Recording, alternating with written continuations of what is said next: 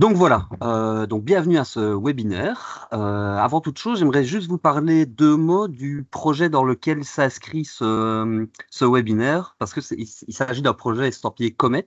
Donc Comet, ou Communauté des hautes écoles technopédagogiques, c'est un projet qui comprend 14 hautes écoles partenaires, et donc au sein de chaque haute école, une personne relais est désignée. Son rôle est d'assurer la jonction entre ce projet et vous, enseignants de haute école, notamment en organisant des formations, des webinaires de ce type, une future école d'automne, j'y reviendrai aussi, sans trop vous spoiler, et en participant à la mise en réseau des enseignants de haute école au sens large. Donc le projet Comet, il faut savoir qu'il est aussi cofinancé par le Fonds social européen, qui est un organe de l'Union européenne, et c'est par ailleurs ce qui nous permet de vous offrir ces événements gratuitement. Donc voilà, ça c'était pour vous présenter vraiment les grands points qui nous permettent de vous offrir ce genre de formation avant de passer vraiment aux choses sérieuses qui nous intéressent aujourd'hui, à savoir le menu du jour, parce qu'il est 17 heures bientôt, c'est l'heure de manger, mais en attendant, je vais vous présenter le menu de cette séance-ci, à savoir un bref retour sur les deux premiers webinaires, parce qu'ils peuvent être revisionnés de manière indépendante l'un de l'autre, mais ils se complètent finalement. Ici, on aborde plutôt la question du plan de cours de l'évaluation, mais lors des deux précédents webinaires, on a parlé d'autres choses et je vais revenir sur certains points parce que c'est malgré tout transversal par rapport à certains aspects. Donc, j'y reviendrai.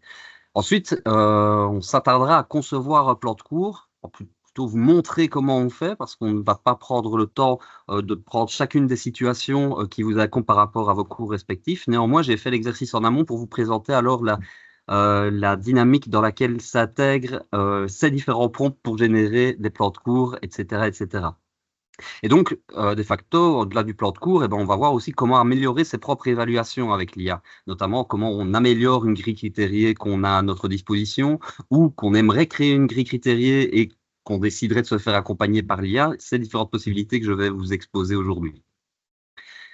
Et nous terminerons, lors de la dernière demi-heure de ce webinaire, par la présentation d'un cas concret d'utilisation de l'IA au contexte pédagogique. Et c'est Manon Courtois qui nous fait le bonheur de nous avoir rejoints aujourd'hui pour présenter le résultat du travail de son mémoire de fin d'année qu'elle a défendu ici cette année.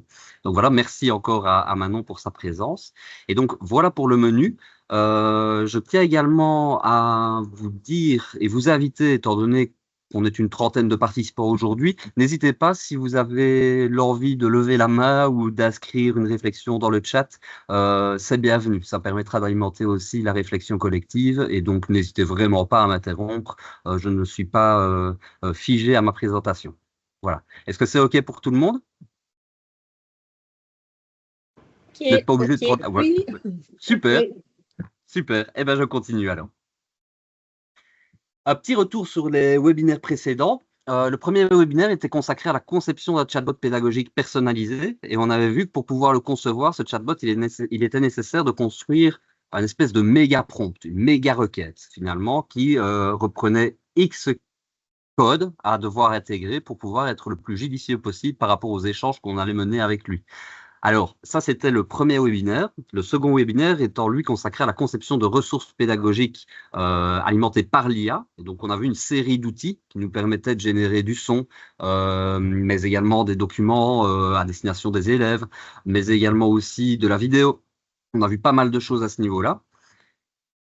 Et finalement, ce qui rassemble ces éléments de conception, c'est l'art du prompt. Donc, pour les personnes qui n'ont pas eu l'occasion d'assister aux deux premiers webinaires, eh bien, je vais faire une petite parenthèse par rapport à ce qu'est l'art du prompt, l'art de la requête. J'en suis bien désolé pour les autres personnes qui, par ailleurs, avaient déjà participé au webinaire précédent, mais il s'agit, selon moi, en tout cas, d'une condition sine qua non à la compréhension de ce que je vais vous présenter aujourd'hui. À savoir que l'art du prompt, c'est vraiment quelque chose qui va être transversal par rapport à tout ce qu'on va faire avec l'IA. Si on n'a pas un bon prompt, bon, on n'aura pas un bon résultat finalement, un résultat qui sera plus critiquable. Donc, je vais passer en revue différents points qui permettent de dire qu'un prompt pourrait être plus ou moins efficace par rapport à d'autres.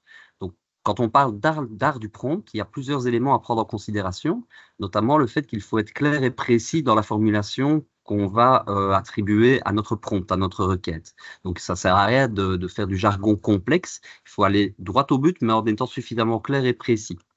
C'est des grandes recommandations, encore une fois. Il n'y a pas une ligne de conduite pure, mais gardez juste ces éléments en tête si vous êtes amené à formuler des prompts pour générer soit des supports de cours, soit toute autre chose. Voilà, c'est transversal, comme je le disais. Indiquez-lui aussi des éléments de contexte. Plus vous contextualisez votre prompt, votre requête, plus l'IA va entrevoir ces différents aspects pour vous apporter une réponse la plus fine possible. Une structure logique, ça ne sert à rien d'aller dans tous les sens. Allez-y paragraphe par paragraphe de manière à bien structurer votre requête.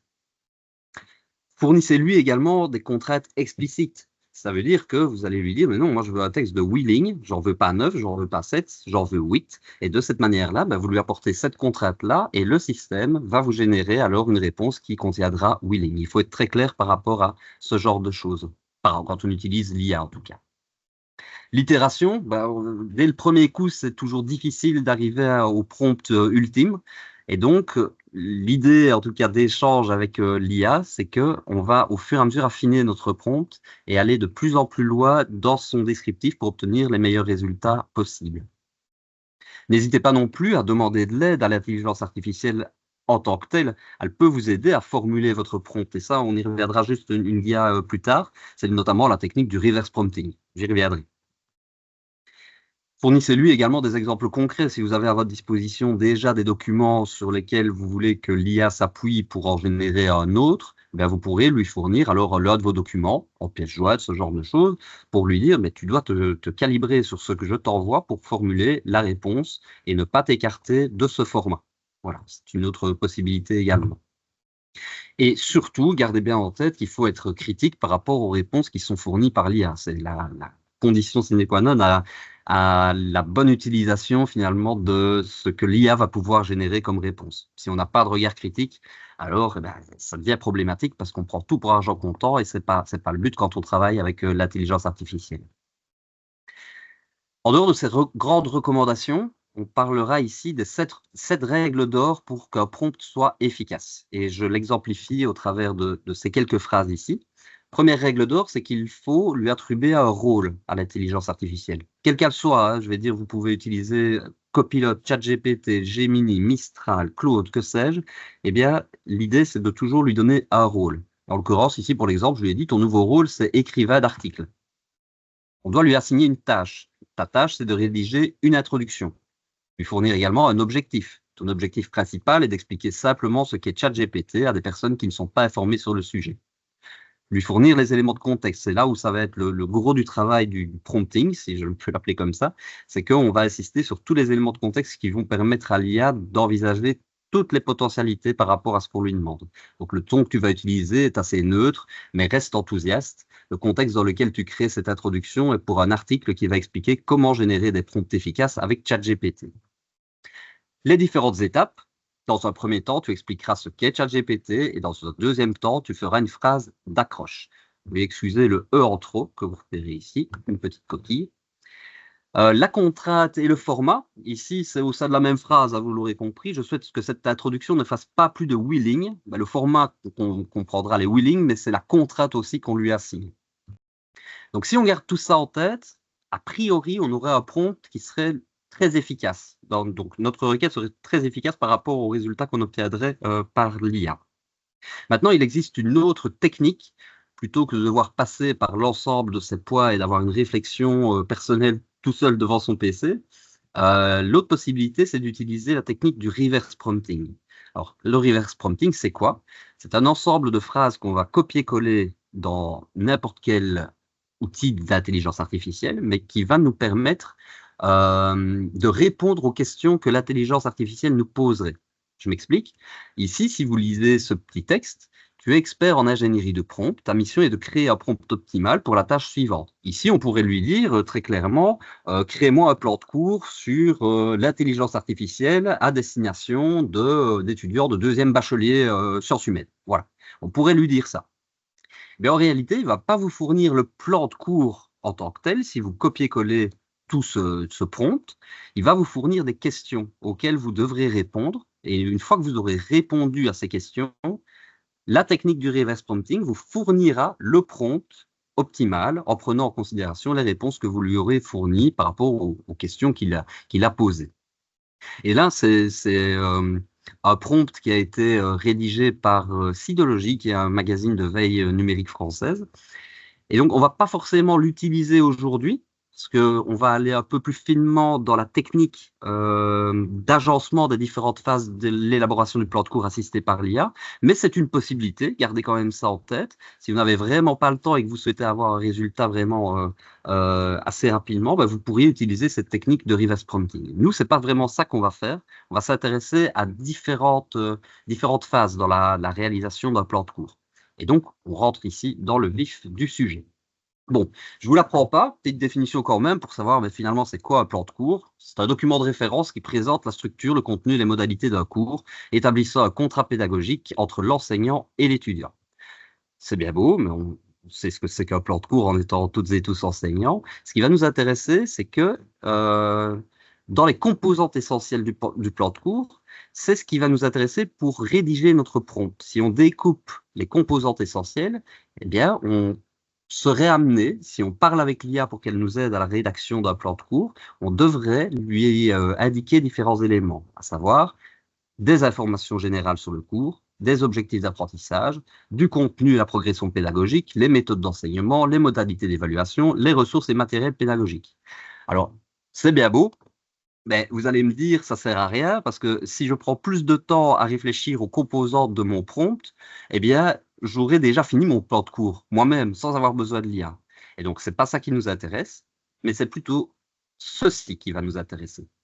En plus de, oh oui, petite incursion aussi, et petite parenthèse, petit clin d'œil aussi à Brigitte Denis qui nous regarde, on parle du principe d'alignement pédagogique qui enjoint la triple concordance, à savoir que pour qu'un plan de cours et un cours soient efficaces, il faut tenir compte à la fois des objectifs d'apprentissage, donc ce que les étudiants doivent être capables de faire à la fin du cours, les activités d'apprentissage, donc les expériences permettant aux étudiants de développer les compétences visées, mais également l'évaluation, donc vérifier que l'atteinte des objectifs est réalisée par les étudiants. Il ne faut pas les voir de manière indépendante, il faut les voir vraiment en concomitance, c'est-à-dire qu'ils doivent être parfaitement alignés pour un apprentissage efficace. Et c'est là où l'IA, potentiellement, pourra aussi nous intéresser.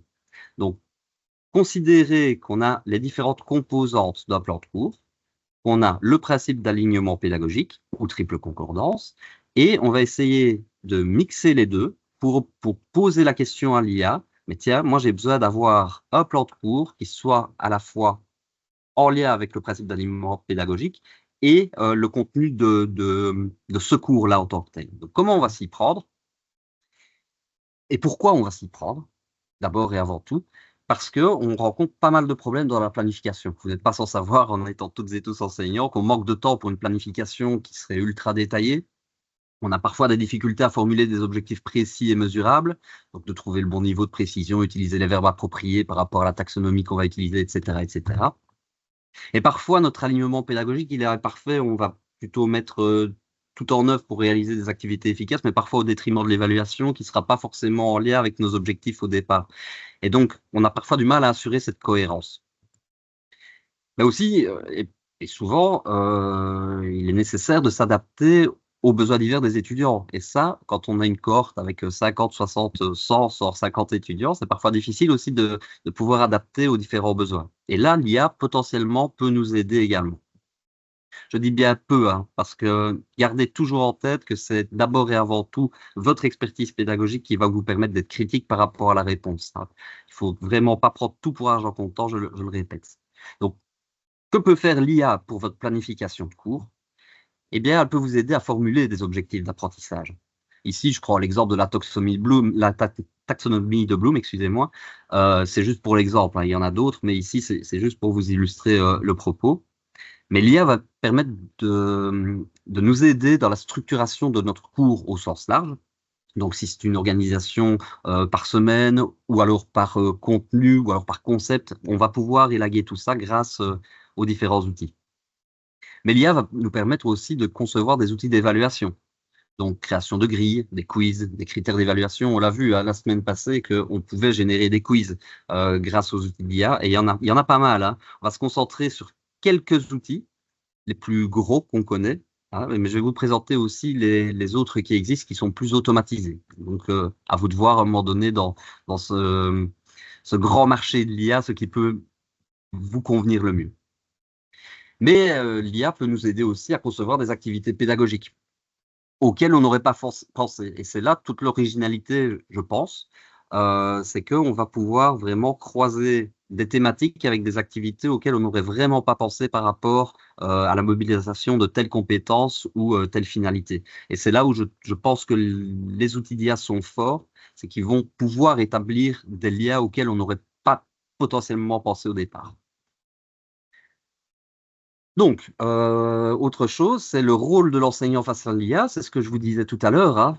L'IA propose, l'enseignant dispose. Donc, l'intelligence artificielle, c'est un outil. Ça reste un outil. C'est pas une personne. C'est un outil d'assistance qui ne remplace pas l'expertise pédagogique de l'enseignant. Son rôle est juste de fournir un point de départ pour stimuler une réflexion, ou alors accélérer certaines tâches qui sont chronophages et pour lesquelles une automatisation est parfois bienvenue.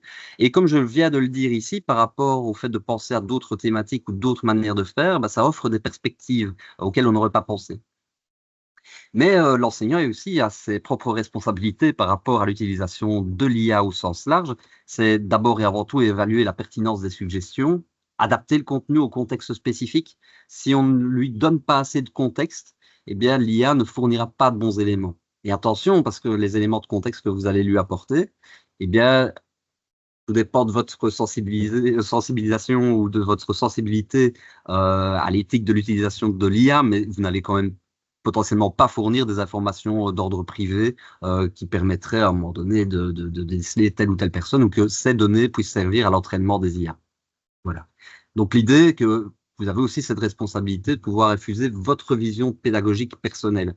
Et pour éviter cette ultra standardisation potentielle de ce que pourrait générer l'IA par rapport à une demande clé en lien avec un prompt qui serait copié-collé X fois. Et bon, pour finir, insuffler sa créativité et son expertise disciplinaire. L'IA peut être créative, nous le sommes aussi, et c'est nous nos propres experts finalement de nos propres actions. Donc, différents outils d'IA que je vous présente ici. Pourquoi est-ce que je les ai classés en 3 catégories? Parce que ici, vous repérez dans la première colonne qui se situe à gauche, ChatGPT, Copilot et Gemini. C'est des agents conversationnels. Vous n'êtes pas sans le savoir, hein, ChatGPT, on le connaît. Copilot, peut-être qu'on le connaît un peu moins. Il est intégré à la suite Microsoft. Et Gemini, c'est en lien avec Google. Mais finalement, ils ont tous les trois le même boulot, c'est d'offrir une conversation avec l'utilisateur pour obtenir alors les résultats qu'on souhaite. Ils sont plus généralistes, mais ils sont multimodales aussi. Ça veut dire que ici, pour ChatGPT, par exemple, ou encore Gemini, même Copilot maintenant intègre ces options, c'est qu'on peut lui fournir des documents sur lesquels il va s'appuyer pour formuler sa réponse. Donc, ce qui n'était pas le cas il y a quelques mois d'ici, en tout cas pas pour les trois. Donc, première catégorie, les agents conversationnels purs et durs tels qu'on les connaît. L'autre catégorie ici, vous avez remarqué, je n'ai pas encore trouvé de nom pour pouvoir les séparer. Mais à tout le moins, quand vous regardez Magic School et Duet, Sidology, Teachy et Café, ce sont des outils qui sont pré-automatisés. Ça veut dire que la pré-automatisation, quand on regarde un petit peu sur ces différents sites, eh bien, il y a des options qui sont préenregistrées. C'est-à-dire que vous n'avez plus besoin de fournir l'information «je voudrais créer un plan de cours». Vous avez directement l'option qui apparaît à l'écran «générer un plan de cours». Donc derrière «générer un plan de cours», ce petit bouton, bah, il y a tout un prompt, une ligne de code finalement qui a été établie en amont et qui permet de directement cliquer sur ce que l'on souhaite faire. Et il en va de même pour Edued, Teachy, Edcafé, Sidology, etc. La troisième catégorie, c'est un peu l'OVNI finalement, c'est NotebookLM. Alors NotebookLM, la particularité de celui-ci, c'est que contrairement à ChatGPT, Copilot et Gemini, il va uniquement prendre en considération les documents qu'on lui fournit pour nous apporter une réponse. C'est-à-dire qu'il ne va pas aller chercher sur le web une information qui ne serait potentiellement pas correcte, il va uniquement utiliser ce qu'on lui donne. Donc imaginons, et on en a parlé la semaine passée, imaginons un étudiant qui souhaite réviser une matière, votre matière, eh bien il utiliserait par exemple NotebookLM pour fournir le support de présentation et il poserait des questions à l'interface en disant j'ai pas bien compris tel concept, est-ce que tu peux me réexpliquer avec d'autres mots ce qui est décrit dans le cours? Donc NotebookLM va prendre en considération ce document comme une espèce de coach personnalisé. Enfin, on en parlera un peu plus tard, hein, mais c'est une manière aussi d'envisager les choses qui est un peu différente de Magic School et de ChatGPT, par exemple. Alors, je vous montre juste l'interface globale de Magic School et Edued pour mettre des images sur les mots que je prononce. Voilà, je vais juste aller là.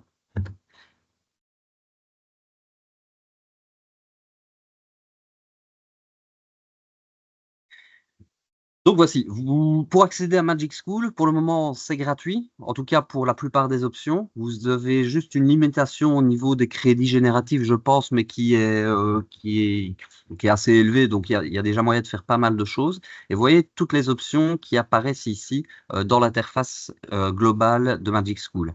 Il en va de même pour EduEdge, je vais vous le montrer après. Donc, vous arrivez sur cette interface et vous voyez différentes options. Bon, le répondeur d'email, c'est peut-être pas ça qui va nous intéresser spécialement.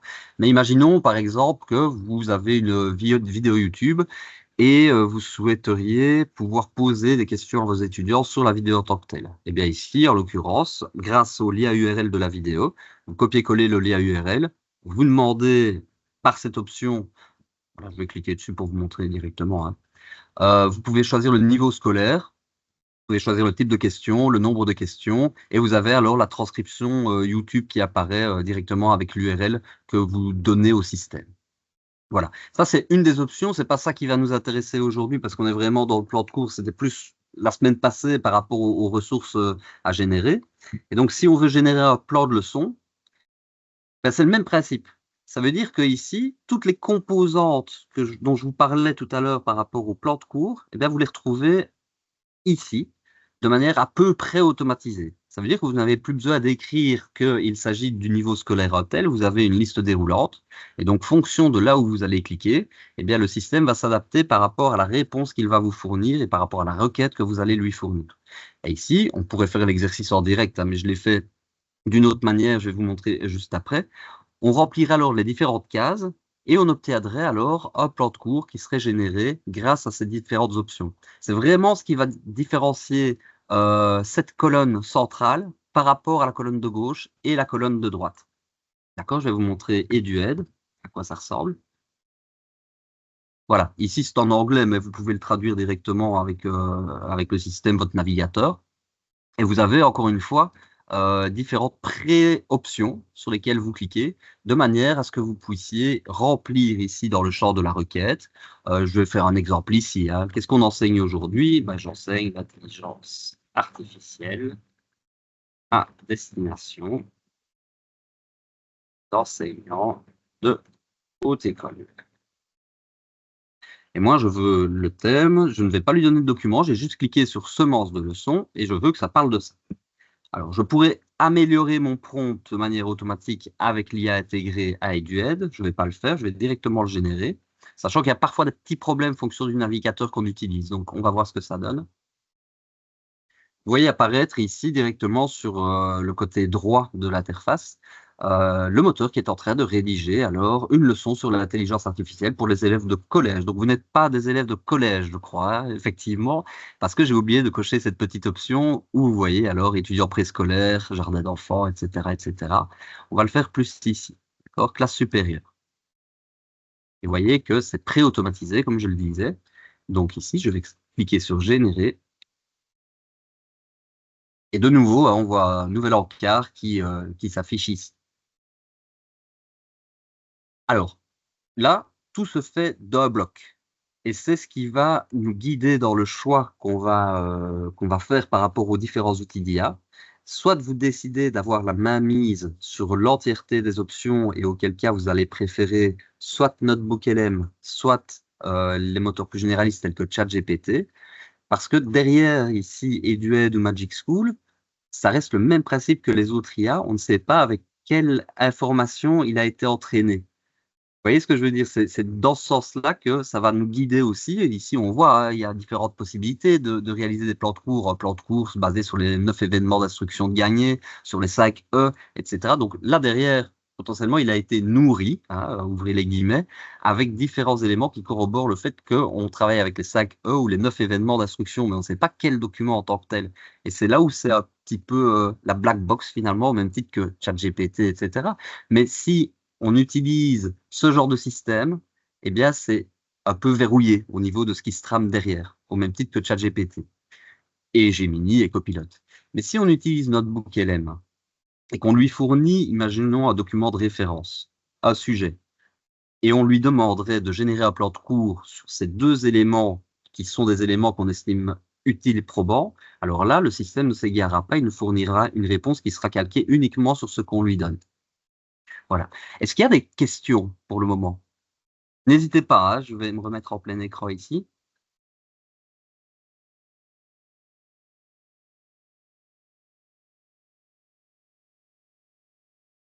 Ne me dites pas que vous avez tous fondu avec le soleil, hein.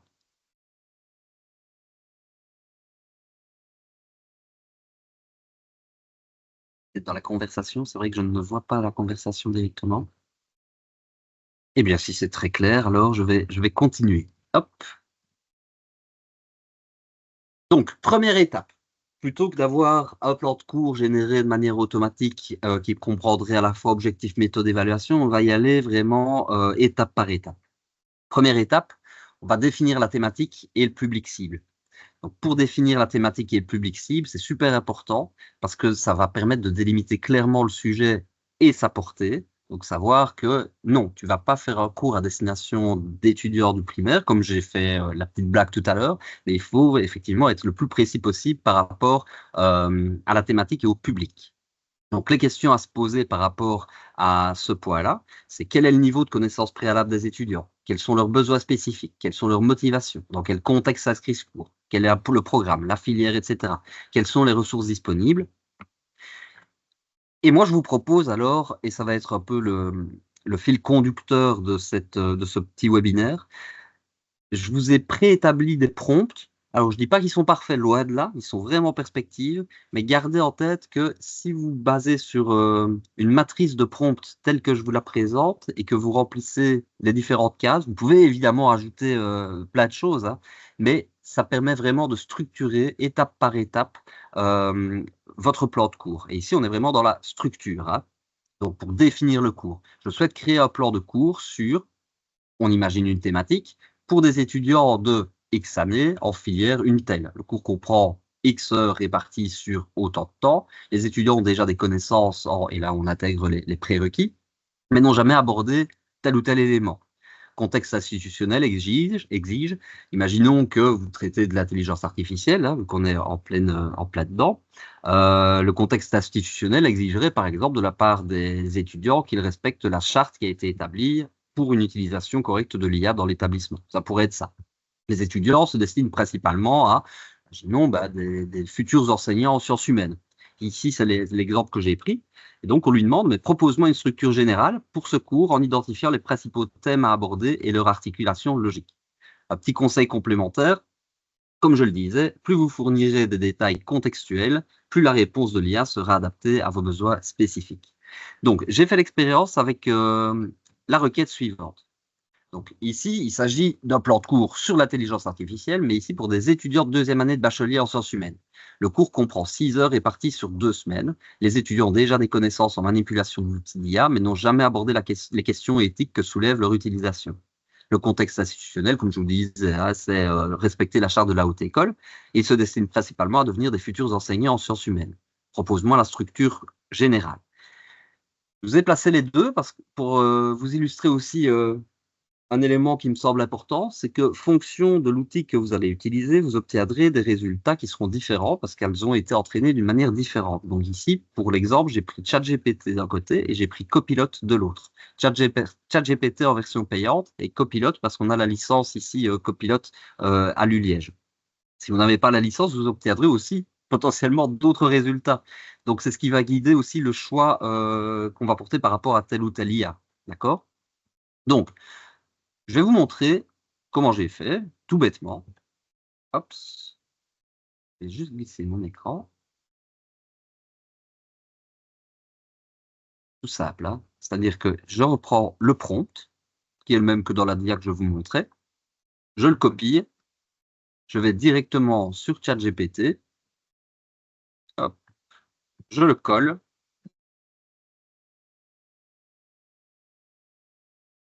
et il me génère la structure générale pour un cours de sciences. Voilà, il va reprendre tout une synthèse du prompt, et ensuite il va me proposer le titre, les objectifs généraux, les séances, etc., etc. Donc là, ce serait la première étape. Alors, je vous montre ça pourquoi? Parce que ça va nous servir par la suite. Ce que l'outil vient de nous générer va nous permettre de construire le reste des étapes pour formuler notre plan de cours, les activités, l'évaluation. J'y viens. Je me remets en présentation ici. On vient de passer la première étape ici. Étape 2, si on en suit les composantes d'un plan de cours, eh ben, il serait temps de pouvoir élaborer nos objectifs d'apprentissage. Après, au niveau de l'ordre, on peut d'abord penser aux objectifs, etc. Et ça, c'est libre à vous, encore une fois, de pouvoir envisager les choses. Ici, j'ai pris l'exemple de la taxonomie de Bloom. D'accord? Donc, on va lui dire, hop, ceci. Pour mon cours de, et là, on reprend alors la thématique qui nous intéresse, destinée au public qui nous intéresse, génère des objectifs d'apprentissage en utilisant la taxonomie de Bloom. On lui assigne évidemment différents éléments. Je souhaite 2-3 objectifs de niveau connaissance-compréhension, 2-3 objectifs de niveau application-analyse, 1 ou 2 objectifs de niveau évaluation-création. Ces objectifs doivent être mesurables, spécifiques et alignés avec la thématique centrale du cours qui est, et là on revient sur le contenu. Mais encore une fois, ce qu'on vient de générer avec l'IA pour notre premier exemple, notre première étape, si on a défini notre cours, les éléments fournis par l'IA vont nous aider à construire les éléments qui vont nous servir dans cette deuxième étape pour formuler les objectifs. Parce qu'il va se baser alors sur sa première génération, qui est passée sous l'œil attentif de notre regard critique. Et donc, ça nous mâche finalement déjà une partie du travail. Mais ici, on va lui demander explicitement de se baser sur la taxonomie de Bloom par rapport à ce qui a été généré précédemment. Donc ici, voilà ce qu'on obtient, toujours comparé avec Copilot et ChatGPT. Je ne vais pas refaire l'exercice du copier-coller du prompt, hein, je suppose que vous avez compris. Ça liste alors toute une série d'objectifs qui eux-mêmes vont me servir dans l'étape 3, qui sera structurer le plan de cours.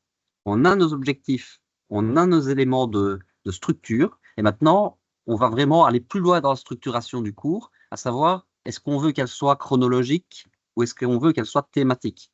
Donc, si on l'organise semaine par semaine, bah, le séquençage temporel est plus précis, progression linéaire. Par contre, si on l'organise par module ou unité, on regroupe par concept ou compétence, flexibilité dans l'ordre d'apprentissage, favorise les liens entre les notions. Donc là, ça va être un autre prompt qu'on va utiliser pour lui fournir encore d'autres informations qui vont nous permettre d'affiner notre demande de réalisation de plan de cours. Donc, comme je le disais, l'IA peut proposer les 2 types de structures et c'est à vous de choisir celle qui vous convient le mieux par rapport à ce que vous mettez en place au sein de votre école respective. Donc, pour cet exemple, voici le prompt que je vous propose à partir des objectifs d'apprentissage suivants pour mon cours de. D'accord? Quels sont-ils les objectifs? Je vous le donne en 1000. Je vais vous montrer mon autre document. Hop, je vais agrandir un petit peu. Donc ici, j'ai demandé objectif d'apprentissage, c'est mon second prompt.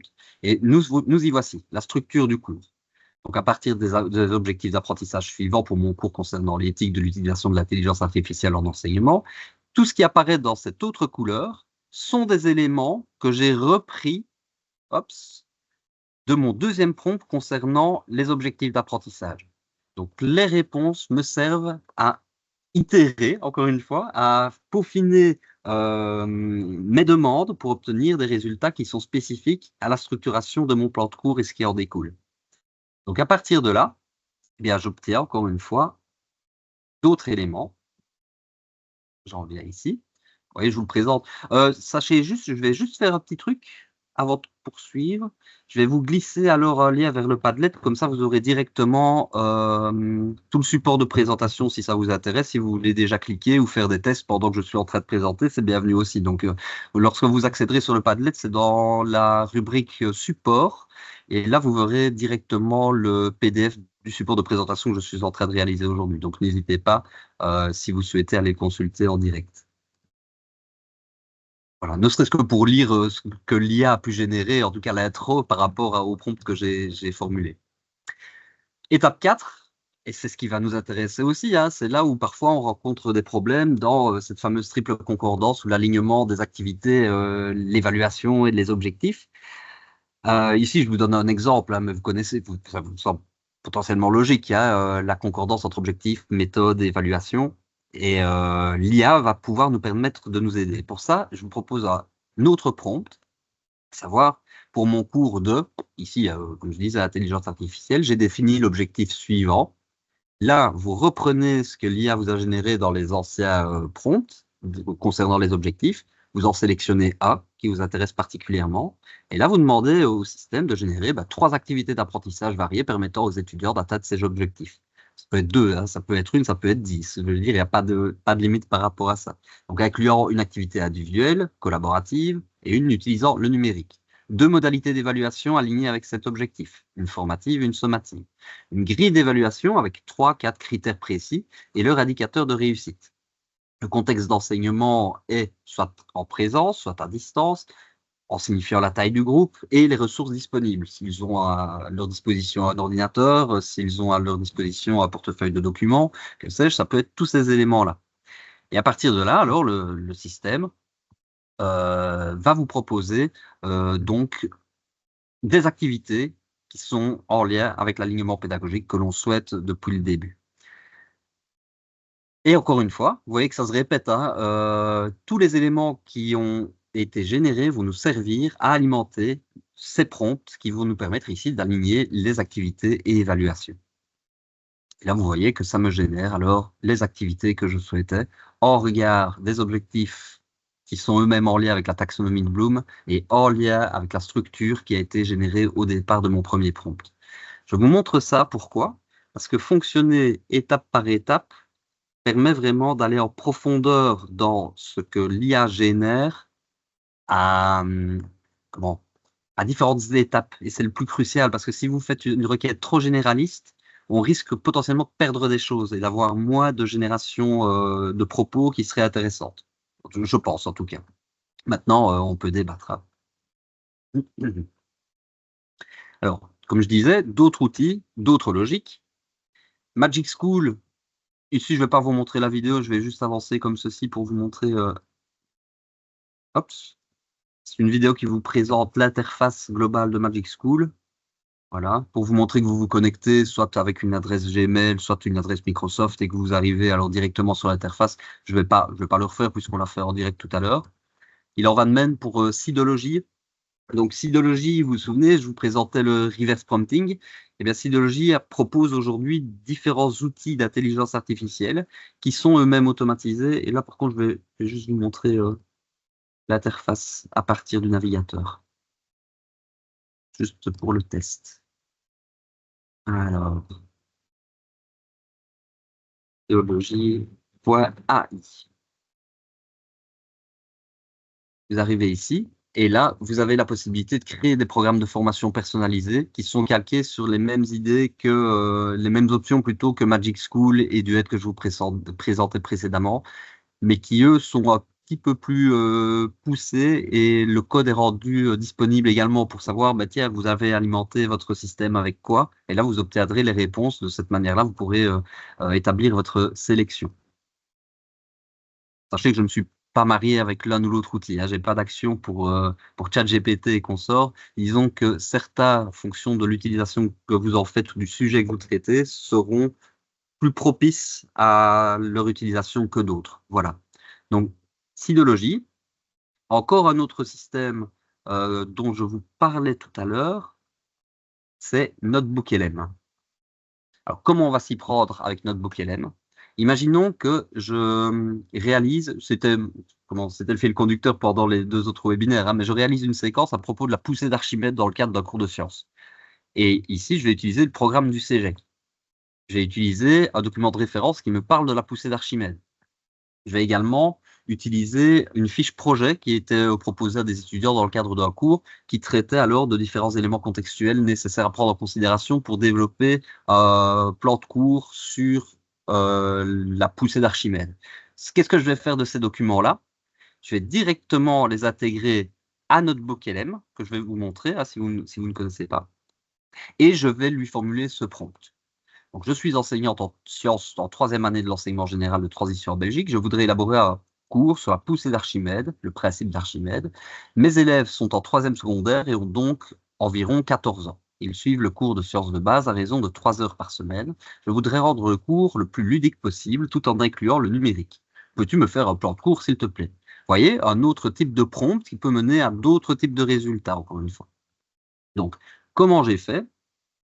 Hop, je vous montre juste l'interface de NotebookLM. Pour le moment, c'est gratuit. Donc, vu que c'est gratuit, vous voyez que je l'ai utilisé allègrement. Et donc, pour réaliser votre propre notebook, il suffit d'avoir une adresse Gmail, sachant tout ce que ça sous-entend malgré tout, hein, RGPD, etc. Néanmoins, NotebookLM garantit la protection des données. Voilà. À voir à la suite et à voir comment on l'utilise. Donc, pour pouvoir accéder à un nouveau notebook, on crée un notebook. Et là, on importe des sources, plusieurs sources possibles, que ce soit Google Doc, Google Slide, un site web, un lien URL d'une vidéo YouTube, ou alors simplement du texte qu'on copie-colle ici. Mais ça peut être aussi d'autres documents, des PDF, d'accord? Hop là. Ici, je vais prendre celui-ci. Oui. Je vais prendre maintenant une grille critériée. Ça va nous amener à la suite de la présentation. À partir du document que je lui donne, il va réaliser un résumé de la source, un autre type de résumé. Il peut générer des podcasts. Je ne vais pas revenir sur ce qui avait été dit déjà la semaine passée, mais si vous pensez structuration d'un plan de cours, eh bien, si vous avez des documents à votre disposition et que vous devez changer votre manière de faire, imaginons par rapport à une nouvelle thématique, et que vous avez de la ressource par rapport à ça, ben vous pourriez fournir à NotebookLM différentes ressources. Ça peut aller jusqu'à 50 PDF dans la version gratuite. Et vous pourriez demander au système de générer un plan de cours sur base des différents éléments qui structurent alors son schéma de pensée ici avec tous les éléments qu'on lui a fournis. Voilà, c'est une autre possibilité, mais au moins cette possibilité ne va pas aller chercher sur le web des informations qui ne seraient potentiellement pas valables pour construire son discours. Une autre possibilité, vous voyez qu'il y a pas mal de chemins possibles pour générer un plan de cours ou toute autre chose, hein, mais en dehors de NotebookLM, et là, j'ai envie de dire, la boucle est bouclée, on peut concevoir aussi un plan de cours sur base de chatbot personnalisé.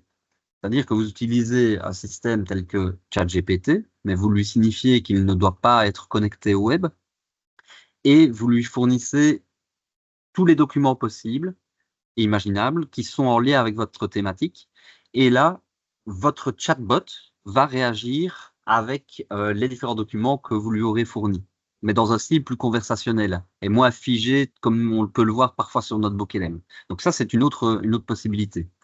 Ici, je vous fournis 2 chatbots qui ont été réalisés dans le cadre d'un cours, qui eux sont spécialistes des données qu'on leur a fournies en lien avec l'intelligence artificielle. Donc des étudiants pouvaient à un moment donné se dire, mais finalement l'intelligence artificielle c'est quoi? Ben, on questionne directement un agent conversationnel qui va s'adapter au discours parce qu'on lui a indiqué qu'il fallait le faire de cette manière-là. Mais vous pourriez le faire en vous disant, ben, tu es mon assistant personnel pour réaliser mes futurs plans de cours. J'aimerais que tu prennes ceci, ceci, ceci en considération. Et donc, de cette manière-là, chaque fois que vous vous adresserez à votre agent, ben, il vous adressera la parole de cette manière-là en prenant en compte uniquement les documents que vous lui avez donnés.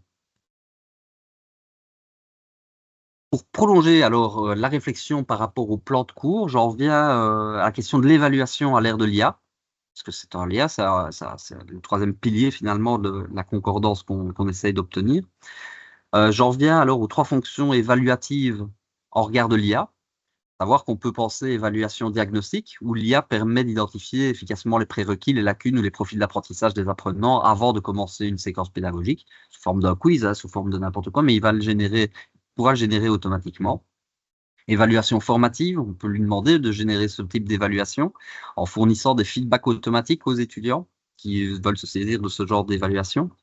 Et alors, l'évaluation sommative, mais là, c'est un vaste débat encore une fois, hein, ça dépend de la manière dont on va l'utiliser. Mais on pourrait imaginer aussi, en tant qu'enseignant, d'utiliser l'intelligence artificielle pour nous accompagner dans la correction sommative des évaluations qu'on fournirait aux étudiants, donc en fournissant tous les feedbacks, etc., mais qui seraient alimentés uniquement par l'IA, ou en tout cas main dans la main avec l'IA. Et ça, je veux dire, on ouvre le débat, hein, on peut être pour, contre, etc. Il y a pas de bonne réponse. Alors, pour une évaluation diagnostique, encore une fois, je vous propose d'autres types de prompts et on peut obtenir ce genre de résultats. Voilà, questionnaire d'identification des prérequis en mathématiques. Et donc, vous voyez que la structure du prompt, elle est toujours la même, mais on peut plus ou moins la pousser au niveau des détails par rapport à ce qu'on veut obtenir au niveau des résultats. Pour un feedback automatisé, encore une fois, génère ici 5 modèles de feedback constructifs pour des erreurs fréquentes dans la résolution d'équations du premier degré en classe de troisième. Les commentaires doivent être encourageants, pointer précisément l'erreur commise, expliquer pourquoi c'est incorrect et proposer une piste de remédiation personnalisée. Donc clairement, imaginons que vous avez des copies d'étudiants, vous avez ces feedbacks automatisés qui ont été générés par IA, vous prenez ces feedbacks automatisés, vous prenez une grille critériée que vous avez déjà à votre disposition, prenez la copie de l'étudiant, vous mettez le tout dans Notebook LM et vous demandez alors à Notebook LM, ah bah tiens, j'aimerais que tu fournisses un feedback à cet étudiant en regard à la fois de la grille critériée et des feedbacks automatisés que je t'ai fournis. Donc, on automatiserait à 100% la correction de travaux d'étudiants.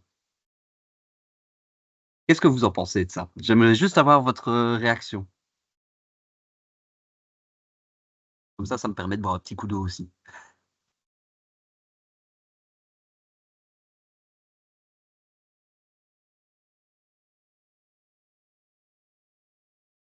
Voilà, monsieur Alexandre qui ouvre grand la bouche.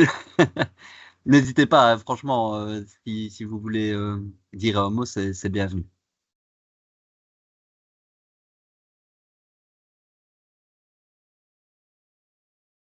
Ah, ben oui, c'est tout le débat. Je vois Madame Delforge qui dit quid de l'humanité dans les feedbacks? Bien entendu, et là j'en reviens encore une fois à ce que je disais vraiment au tout début, c'est que on doit garder le regard critique et on doit à un moment donné pouvoir s'en détacher pour garder cette humanité derrière. Mais si des éléments peuvent être automatisés, je parle pas du feedback automatisé à outrance, hein, mais si ça peut nous pré-mâcher le travail et éviter, par exemple, un biais de fatigue ou éviter de passer à côté de quelque chose qu'on aurait pu dire à l'étudiant et que le système nous permet à un moment donné de prendre en considération alors qu'on ne l'aurait pas pris. Voilà, il y a du pour, il y a du contre et ça va vraiment dans tous les sens. Alors, je ne sais pas si je réponds, hein, mais encore une fois, je ne fais pas un débat tout seul, hein, c'est sûr. Oui. Moi, ça me fait penser à ce qu'on fait quand même, enfin, que certains font, notamment au niveau de l'enseignement à distance ou du tutorat à distance. On a pour principe de fournir des feedbacks, notamment sur des travaux. Ouais. Où, je ne parle pas de feedback spécialement justement automatique, mais suite à l'analyse d'un projet, ou bien parfois c'est des feedbacks qui sont de différents types. Il y a des feedbacks au niveau organisation, ça c'est un peu plus simple, mais on a quand même tendance il faut quand même en envoyer. Et moi, je sais que j'ai beaucoup, à un moment donné, pour formuler des feedbacks. Et puis j'avais finalement une petite base de données, hein, une petite Mhm. base de feedback que je remaniais peut-être encore en fonction des participants.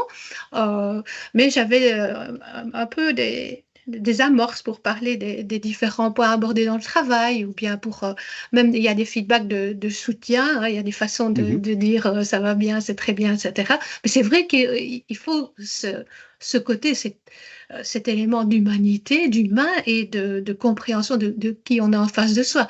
Tout va dépendre si c'est répondre, donner un feedback général sur OK, tu as bien réussi X question sur ça, au temps, ou bien tu t'es trompé, voilà le type d'erreur. Feedback qu'on a généralement dans certains cours ou qu'on avait déjà dans certains tutoriels, enfin, non, Mhm. pardon, Enfin, quand je dis tutoriel, maintenant on pense tout de suite à des tutos vidéo, mais en enseignement assisté par ordinateur. Donc, ça peut être effectivement une aide, mais effectivement, que ce soit au niveau soutien d'évaluation, au niveau de la conception, à différents points, il y a toujours quand même l'expertise de l'enseignant. Ça pourrait amener aussi à discuter du moment ou du contexte dans lequel on va utiliser ce soutien à l'ingénierie pédagogique pour la formation, parce que bon, il y a peut-être des éléments aussi de formation, d'être accompagné à tout ça, mais ça, ce sera peut-être un objet de débat à un moment donné, Ouais, ici ou ouais, plus tard. Voilà, ouais. c'est ce que je voulais dire. Merci pour ton intervention, Brigitte. C'était toujours très riche. Donc, vous l'aurez compris, hein, les prompts que je vous donne, encore une fois, c'est une base à la réflexion. C'est une base à casser aussi, une base à tester. Parce que c'est bien ça dont il s'agit quand on utilise l'IA, c'est d'abord et avant tout tester, réessayer, réessayer, réessayer, avant de pouvoir obtenir quelque chose qui soit plus ou moins probant. Et donc, je vous parlais de la conception d'une grille critériée. Pour la grille critériée, bah, encore une fois, ce serait la même démarche, hein. On pourrait utiliser aussi ces différents éléments pour demander à l'IA de générer une grille critériée. Donc voilà, même principe, on prend tous ces éléments, on les mettrait sur NotebookLM ou ChatGPT, etc., etc. Et bien, on pourrait demander au système de collationner toutes ces informations pour nous aider à construire une grille critériée ou de l'améliorer finalement. Mais il y a d'autres possibilités, d'autres moteurs qui sont pré-entraînés à nous aider dans la conception ou dans la révision de nos grilles critériées. Donc, si on utilise ce système tel qu'il est présenté ici, il s'appelle Frizzle. Alors, Frizzle, pourquoi? Parce que c'était Madame Frizzle dans le Magic Books. Je crois que c'était ça. En tout cas, c'est la cellule Technopédia du CP11 qui propose cet outil, qui permet à un moment donné, à la manière un peu du reverse prompting, de pouvoir vous poser des questions par rapport à la grille critériée que vous auriez fournie au système, de manière à ce que vous puissiez l'améliorer en regard des nouvelles politiques qui viennent améliorer les référentiels de compétences, etc., etc. Donc ça se présente comme ceci, hein, c'est un agent conversationnel pour lequel bah, vous pouvez alors l'alimenter avec différents éléments. Il vous aide alors à soit concevoir de zéro une grille critériée par rapport à un objectif spécifique que vous poursuivez dans le cadre de vos différentes leçons, soit d'améliorer une grille critériée existante pour prendre en considération d'autres poids. Donc je vous lis simplement sa réponse par rapport à la question que je vais poser. Bon, bonjour Frizzle, qui es-tu? Bonjour, je suis Frizzle, je suis un assistant pédagogique, expert en évaluation critériée. Mon rôle est d'aider les enseignants et concepteurs pédagogiques à créer et améliorer des grilles d'évaluation, des consignes, des critères, indicateurs, barèmes, etc., etc. Donc, il peut nous aider à produire des grilles d'évaluation, améliorer la clarté des consignes données aux étudiants, optimiser les critères d'évaluation et développer des indicateurs clairs et spécifiques.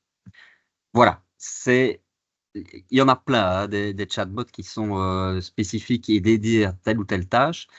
Ici, il est spécifique à ces questions-là. Je vous en propose d'autres, notamment un outil qui a été développé par la cellule d'accompagnement pédagogique de la Haute École Oreno, par notamment Sandrine Decamp, qui est une des personnes relais du projet Comet, et donc qui propose, elle, une nouvelle manière de concevoir l'évaluation à l'ère de l'IA, en prenant en considération des aspects éthiques et d'autres aspects qui vont à un moment donné peaufiner ce regard quant à l'évaluation et les grilles critériques qui en découlent. Et donc on avait fait une expérience il y a quelque temps où justement on avait mis en place une grille d'évaluation critériée qui était vraiment médiocre et pour laquelle eh ben, on avait demandé au système de nous aider alors à l'améliorer. Et c'est toujours sous forme de questions-réponses, il ne va pas vous apporter directement la réponse sur un plateau, mais c'est vraiment dans une démarche de co-réflexion avec l'agent. Je trouve que la démarche était assez intéressante, c'est pour ça que je veux vous le partager. Je vois Virginie qui lève la main, oui? Oui, il y a une question dans le chat. Ah, super, merci. Donc, dans le cadre d'accompagnement pédagogique, on fait des feedbacks via Drive en mode révision. Comment faire lorsque l'étudiant fait des corrections pour ne pas tout relire et faire un feedback sur ce qui a été corrigé? Est-ce que l'IA peut aider? Ça, c'est une bonne question. Moi, je vois dans cette possibilité le fait de, si on a enregistré une version du document avec les commentaires en local, plus la dernière version en local également, et qu'on les soumet à notre Notebook et qu'on lui demande quels sont les points de divergence et de convergence entre les différents points. Attendez, je relis la question pour être bien sûr, hein. Comment faire lorsque l'étudiant fait des corrections pour ne pas tout relire? C'est une excellente question. Je ne saurais pas vous dire via Drive en tant que tel comme ça, en effet. Du coup, je ne vous aide pas trop.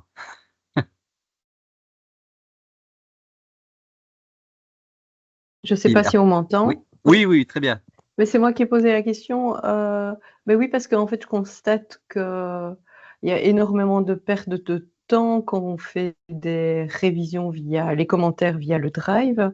Oui, Et finalement, on ne sait plus ce qui a été corrigé, bien compris par l'étudiant, et on passe son temps à relire, à relire et à relire.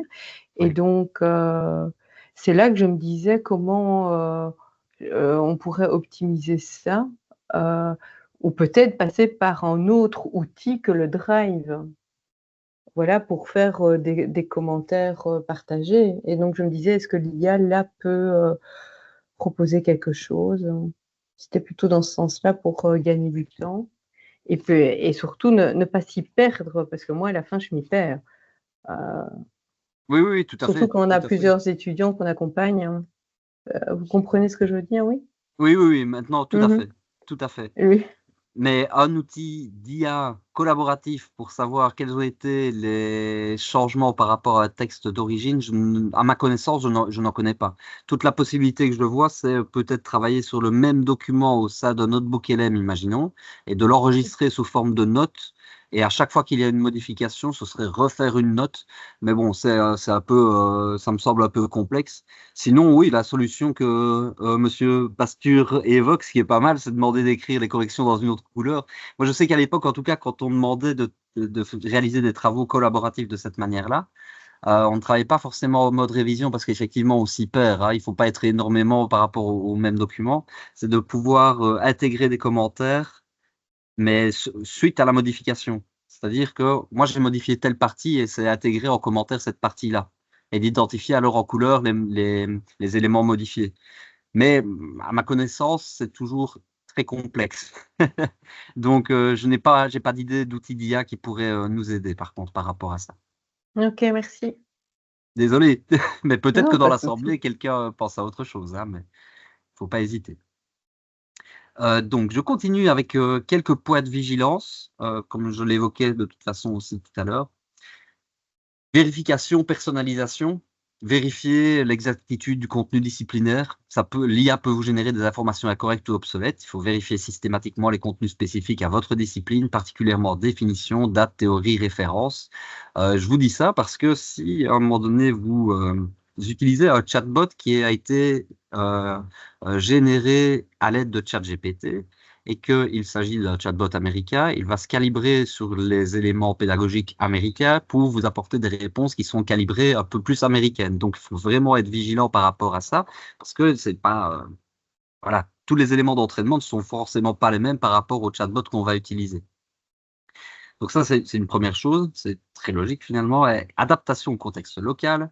Donc plus on est précis au niveau du contexte local, plus on aura une meilleure réponse. Voilà. Et l'IA, c'est toujours des plans qui sont très génériques si on n'apporte pas ces éléments de contexte.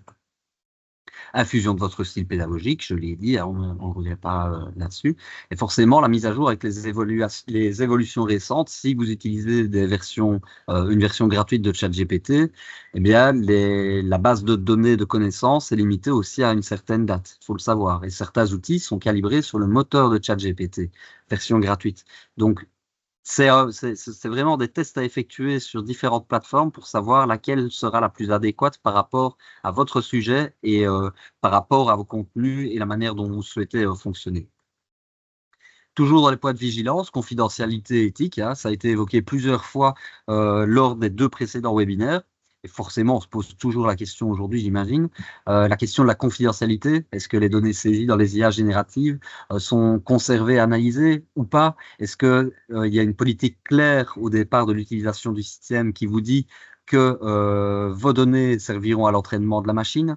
Il faut être vigilant aussi par rapport à ça. Si vous dites à vos étudiants, on va demain utiliser tous et toutes ChatGPT, sachez que derrière, il y a ces éléments aussi qui doivent être pris en considération. Voilà. Éviter de partager des infos sensibles ou identifiantes sur vos étudiants, ne pas inclure des contenus confidentiels ou propriétaires de vos institutions. Parce que je vous pose la question, hein, c'est effectivement bien beau de pouvoir se dire ah ben moi je vais donner toutes mes notes de cours à destination de mes étudiants, comme ça ils pourront réviser à 2 heures du matin s'ils ont une question sur mon cours, et ben ils pourront y aller. Mais d'autres enseignants diront, mais non, moi j'ai pas envie parce que c'est un document qui est institutionnel, c'est un document officiel, et j'ai pas envie que ça se retrouve non plus dans le moteur d'entraînement de Google. Donc c'est une considération qu'on doit avoir en tête aussi, je pense. Et consultez forcément la politique de votre établissement concernant l'utilisation des IA, s'il y en a une, effectivement, parce que toutes les hautes écoles ne disposent pas forcément de charte d'utilisation ou de bonne utilisation à l'IA. Et donc, prenez aussi ce genre de renseignements pour savoir ce que vous ne pouvez pas faire, etc. Ou en tout cas, avoir une sorte de guide.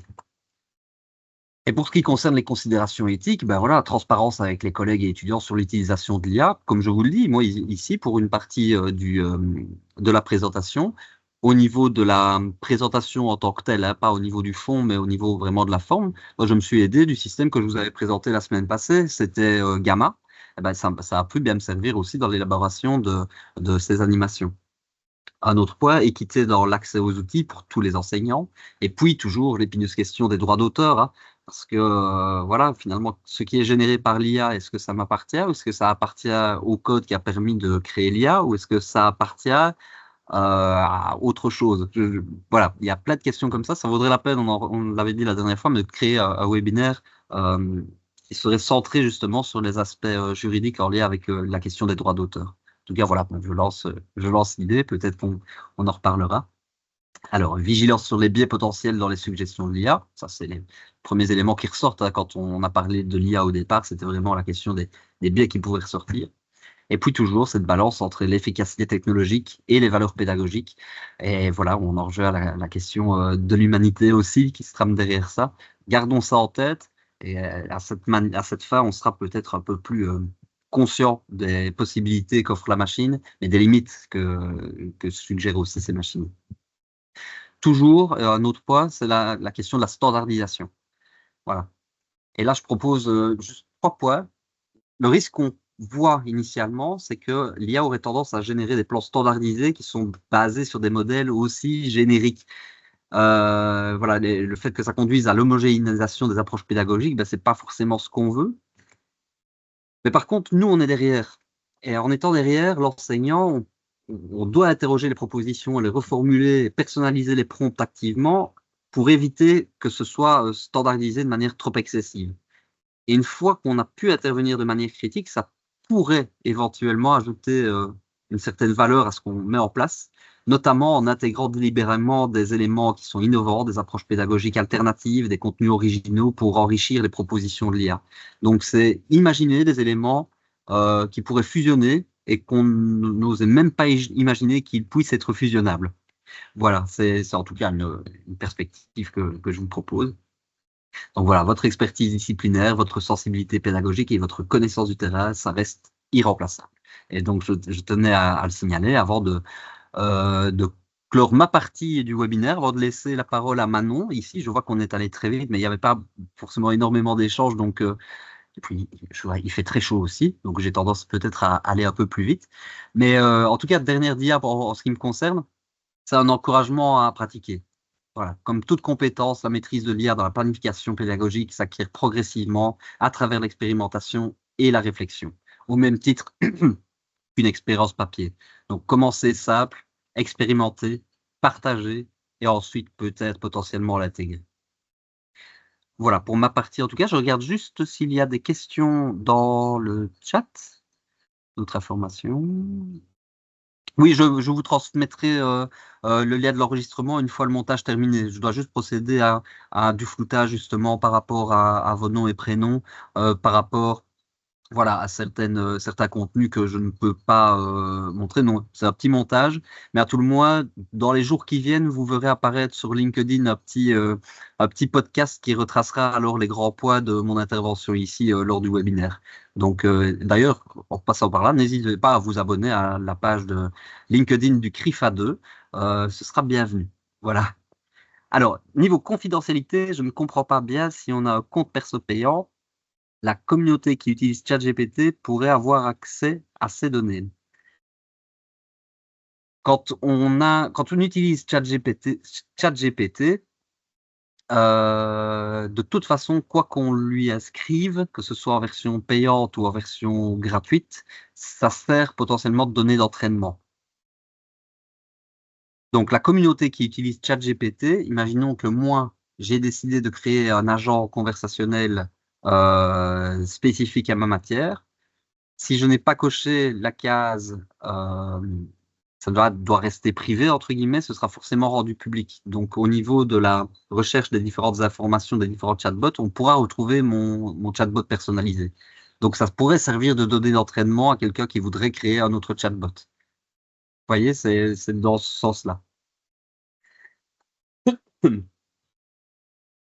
Alors, si vous êtes d'accord, moi j'en ai terminé pour ma partie en tout cas. Et si Manon, tu es prête, eh ben, je vais te laisser partager ton écran pour que tu puisses alors présenter ton travail. Si tu es d'accord, si tu es toujours là. Oui, je suis là, je suis là. Super. Est-ce que vous entendez mon ventilateur ou pas? Non. Moi, Non, je pas n'entends de problème. Ouais, tant mieux, ça m'aurait rendu triste de devoir le couper. Oui, donc je vais vous partager mon écran.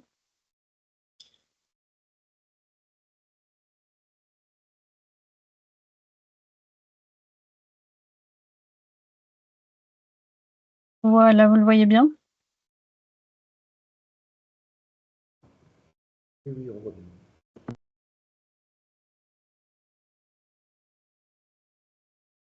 Ouais, super. Ok.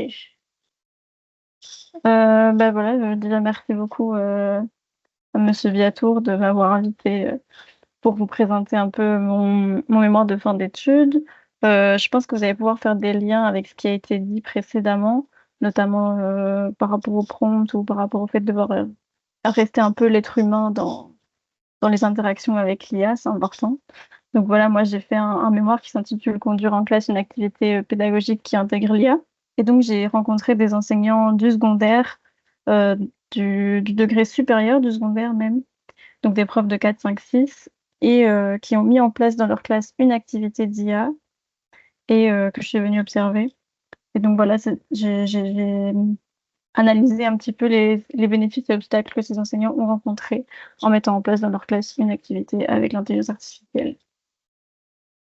Donc pour vous remettre dans le contexte, là j'ai rencontré 5 enseignants de la province de Namur. Je suis allée dans des écoles de Namur et je les ai rencontrés à 3 reprises. Une première fois pour moi leur donner une petite formation entre guillemets basée sur un modèle théorique que je vais vous développer par après, mais un modèle théorique qui reprend 7 rôles, 7 grands rôles qu'on peut donner à l'intelligence artificielle comme ChatGPT pour que les élèves utilisent l'IA en classe. Et donc les enseignants, parmi ces 7 grands rôles, en ont choisi un qu'ils ont mis en place dans leur classe. Je suis donc venue observer cette activité-là. Et puis je suis revenue une 3e fois pour faire un entretien, pour revenir sur l'activité, voir si pour eux ça s'est bien passé, mal passé, qu'est-ce qu'il y avait de bien, moins bien. Et donc voilà, c'était tout l'objet de mon travail. Et donc le modèle théorique, je vais vous le présenter. Bon, on est un peu restreint par le temps, donc je ne vais pas tout vous détailler. Néanmoins, je peux peut-être vous transmettre les prompts, etc. Je peux les transmettre à Monsieur Biatour si ça vous intéresse. Je l'ai constitué tout en dossier, enfin je vais vous expliquer. Mais voilà, on peut en discuter après. Donc le modèle théorique, c'est un modèle réalisé par 2 chercheurs américains qui sont frères, Molik et Molik. Et voilà, ils ont conçu 7 rôles que l'IA va prendre sur base de prompt. En fait, chaque rôle a un prompt et donc les élèves vont pouvoir entrer le prompt dans ChatGPT, dans Copilot, etc. Et suivre une discussion comme ça pour retravailler de la matière ou autre. Donc il y a le mentor, le tuteur, le coéquipier, le coach, l'élève, le simulateur et l'outil qui est un petit peu une synthèse de ces rôles précédents. Mais si vous êtes attentif, vous constatez donc que j'ai mis le mentor et le tuteur avec un petit encadré plus voyant. C'est tout simplement parce que les 5 enseignants que j'ai rencontrés ont choisi parmi tous ces rôles-là, ont choisi uniquement le rôle de mentor ou de tuteur et n'ont pas essayé les autres rôles dans ce que j'ai pu observer. Mais je vais quand même tous vous les expliquer brièvement. Mais comme ça, vous savez que ce sont les rôles de mentor et tuteur qui ont été les plus choisis. Donc le rôle de mentor, en fait, ça consiste tout d'abord à, voilà, c'est les élèves qui fournissent un travail à ChatGPT, un premier jet d'un travail, un premier jet d'un texte, un premier document en tout cas, et ChatGPT fournit un feedback sur ce travail-là, sur base des consignes données au départ. Et voilà, il va donner des conseils, des pistes d'amélioration que les élèves peuvent prendre, choisir de prendre ou non. Et voilà, ça permet aux élèves de voir un petit peu où ils en sont, s'ils sont sur la bonne voie par rapport aux consignes de départ, et puis de chercher à s'améliorer. Et ça permet aussi à l'enseignant de voir si l'élève est bien dans son travail ou s'il a besoin d'une aide supplémentaire ou autre. Donc voilà, ça c'est le prompt. Pardon, je vous ai pas mis le prompt, mais le mentor, ce rôle-là, ça sert à ça. Donc vraiment de donner un feedback. Comme pour tout, comme Monsieur Biatour l'a dit, il faut faire attention avec l'IA qu'elle ne fournisse pas enfin, elle peut fournir de fausses informations. Et donc, c'est là que le rôle de l'enseignant est toujours essentiel, évidemment. Il faut toujours vérifier que les échanges avec l'IA, dans la mesure du possible, voilà, pour rester vraiment l'humain dans le processus. Donc, le rôle de mentor, choisi par les enseignants, ainsi que le rôle du tuteur. Le rôle du tuteur, c'est davantage l'IA qui va prendre un peu le rôle, entre guillemets, d'enseignant, votre rôle finalement, et qui va enseigner aux élèves un petit groupe ou un élève tout seul, un point de matière spécifique sur lequel il a plus de mal. Et voilà, ça permet vraiment d'avoir un enseignement personnalisé, centré sur le besoin de l'élève. Et puis, ça va favoriser aussi l'utilisation de processus métacognitifs parce que ChatGPT va euh, demander à l'élève d'expliquer son raisonnement, va lui fournir des petits conseils, des stratégies pour qu'il puisse retravailler la matière et puisse mieux la comprendre. Donc voilà, ça, ce sont les 2 rôles qui ont été les plus choisis, mais il y a les autres qui, je trouve, sont tout aussi intéressants. Et donc, je vais vous parler brièvement aussi. Le suivant, c'est le coach. Le coach, c'est un coach métacognitif, en fait. C'est vraiment pour que les élèves puissent stimuler leur réflexion.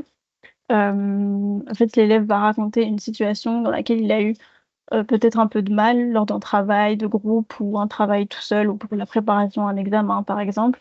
Et donc, l'IA va lui demander d'expliquer un point qui s'est bien passé, un point qui s'est moins bien passé.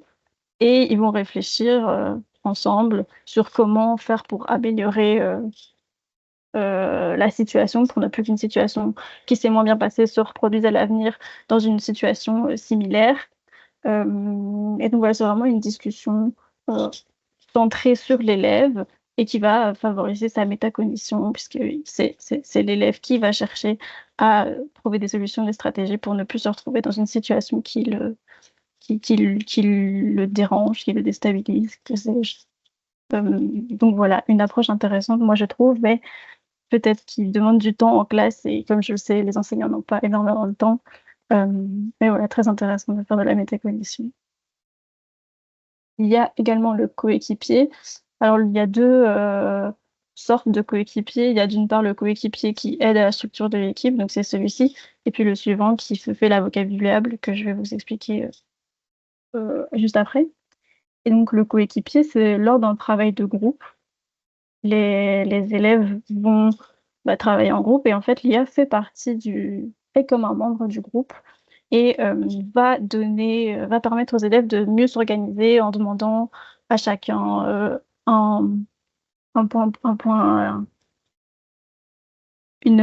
ses forces, ses caractéristiques, ses faiblesses, voilà. Et va permettre alors de créer un petit tableau pour répartir les rôles en fonction des faiblesses et des forces de chacun pour faire une répartition équitable des tâches finalement et éviter que ce ne soit toujours les mêmes élèves qui prennent le lead, qui choisissent quoi faire ou un élève qui se retrouve à faire tout le travail.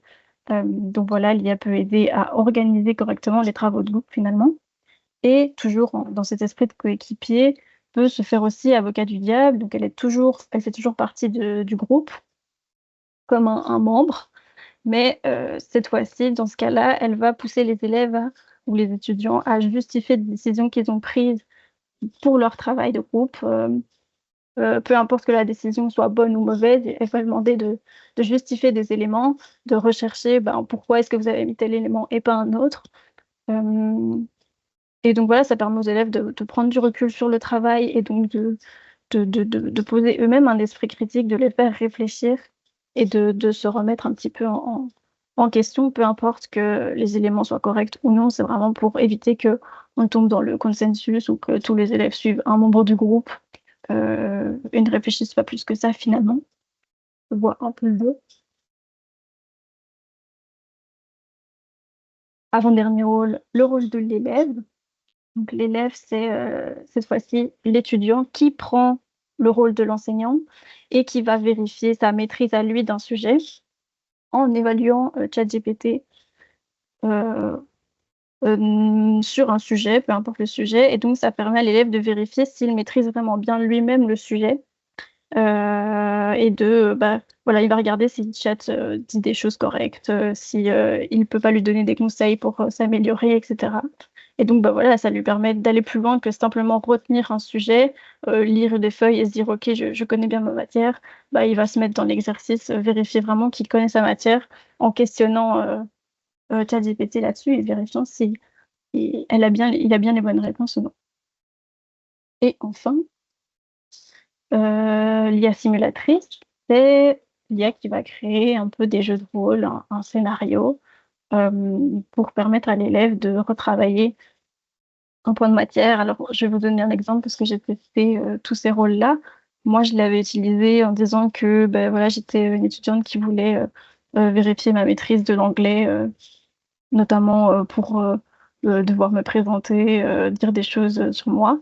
Et donc, j'avais dit à ChatGPT, toi, tu es Oprah Winfrey et moi, je suis une jeune star qui vient de sortir de la Star Academy. Et donc, tu m'invites sur ton plateau et tu me parles en anglais, tu me fais me présenter. Et voilà, et donc ça crée tout un scénario pour que les élèves travaillent une situation spécifique. Et ouais, c'est un peu original. Les élèves travaillent différemment. Et puis voilà, c'est plus amusant de faire ça par scénario. Moi, je me suis amusée en tout cas. Et donc voilà, ça peut être une autre façon aussi de retravailler que de faire des exercices, etc.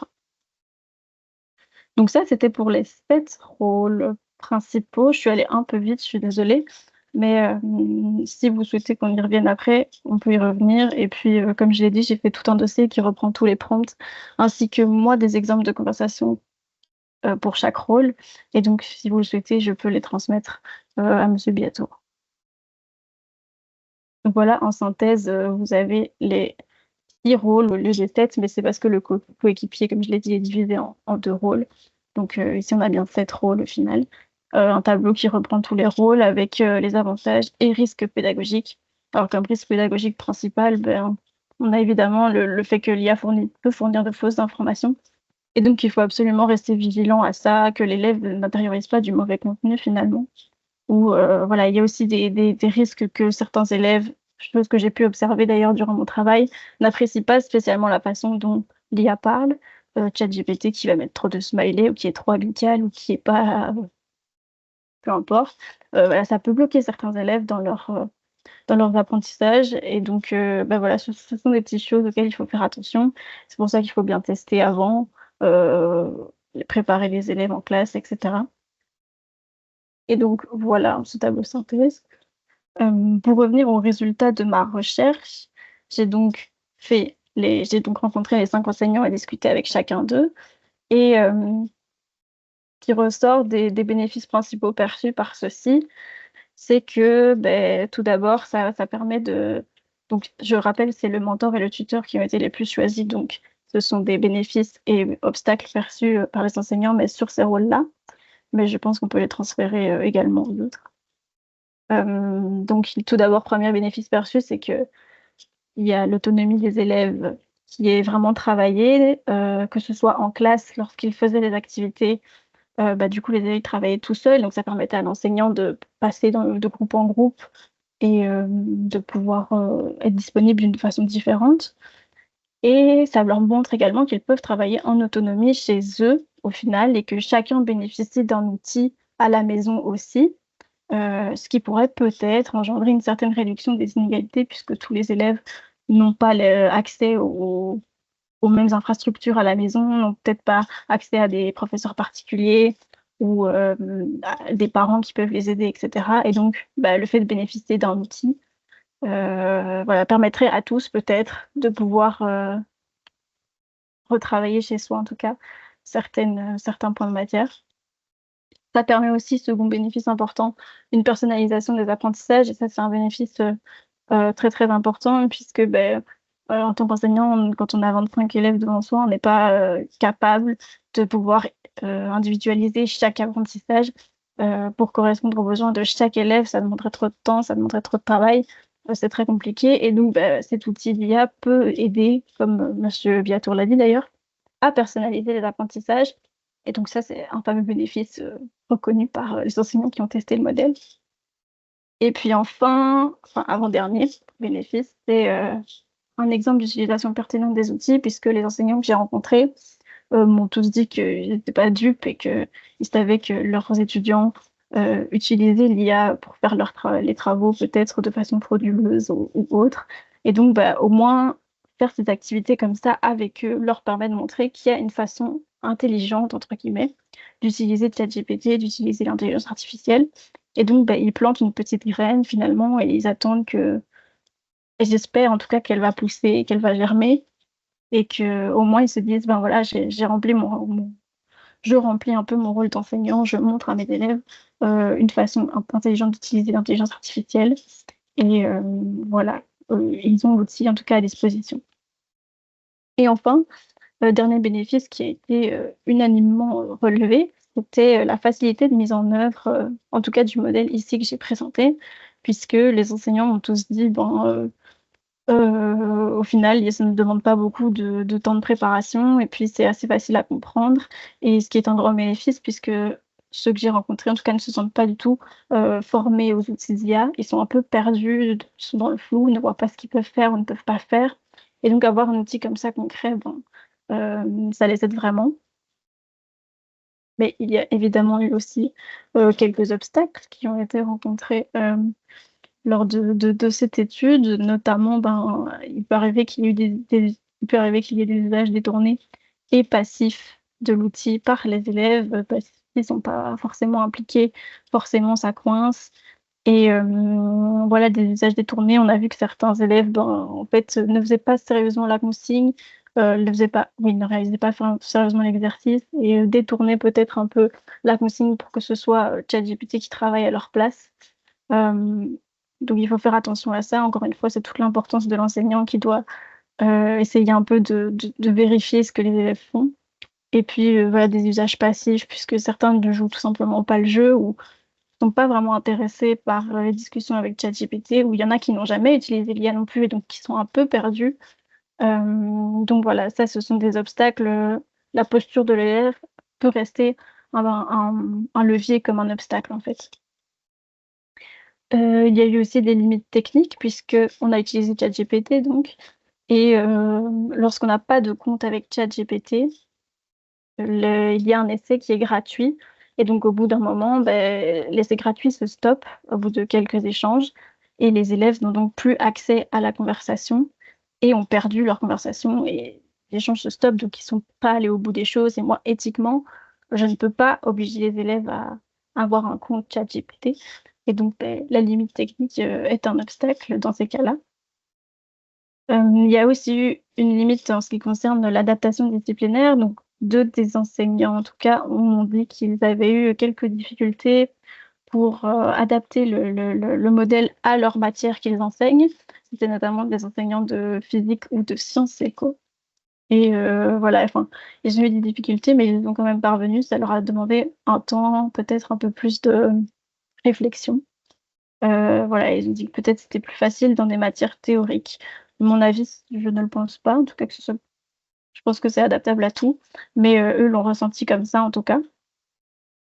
Et enfin, ils ont tous souligné évidemment un besoin de formation puisque ils m'ont dit: «Ben, on sait pas trop ce qu'on doit faire, on sait pas trop ce qu'on peut faire, on n'a pas de directive au-dessus du gouvernement, de la direction, de la fédération universelle». Donc voilà, il y a pourtant des outils qui existent, hein, mais ceux que j'ai rencontrés en tout cas n'ont pas conscience que ces outils sont là. Et donc voilà, ils soulignent tous qu'il y a un besoin de formation et c'est fatalement, s'ils ne se sentent pas formés, c'est un obstacle à la mise en place d'activités qui recourent à l'IA dans leur classe. Mais ils m'ont tous dit: «Ben voilà, avec cet outil que tu nous proposes, bah, en tout cas, on a un premier outil concret» et ils sont tous, intéressés par l'idée de recommencer les activités avec d'autres rôles et cetera. Et donc au moins, ben, il y a un premier pas qui a été fait avec ces enseignants-là et voilà donc ils sont lancés en tout cas. Voilà, ça clôture ma petite, présentation assez courte. Si vous avez des questions, n'hésitez pas, mais voilà.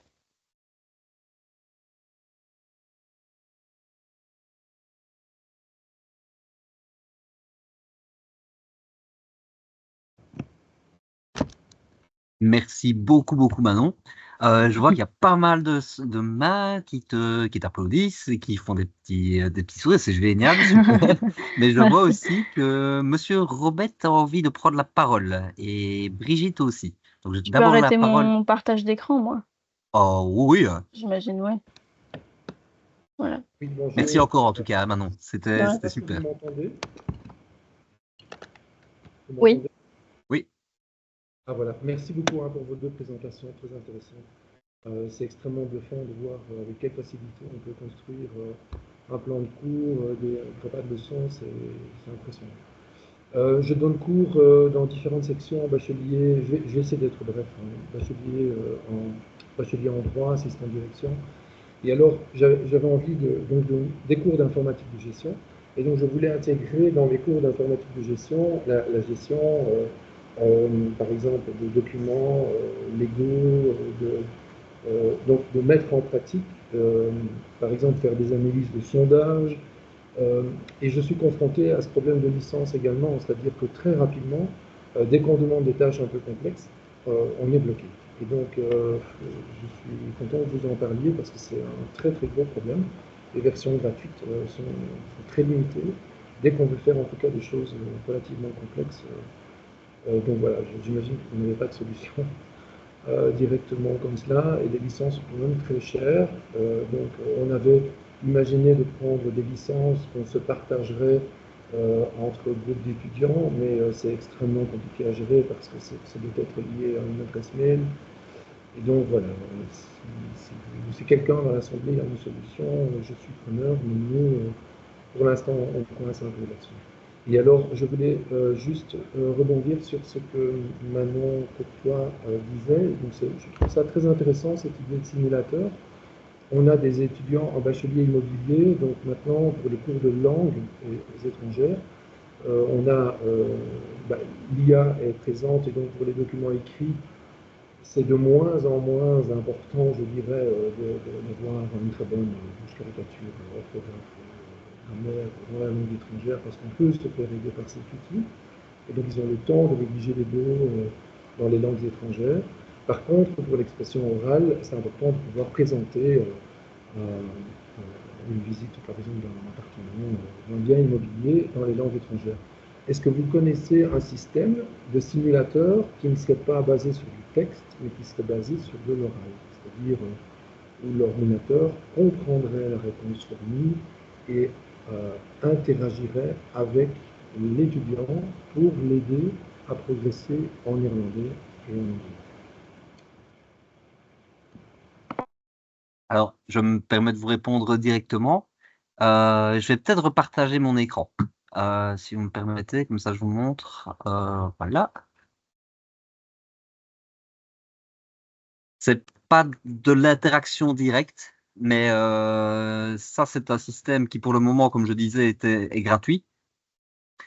Il y a la possibilité d'échanger avec le podcast qui aurait été généré via NotebookLM. Donc, je m'explique. Je vais prendre un podcast qui avait été réalisé. Voilà.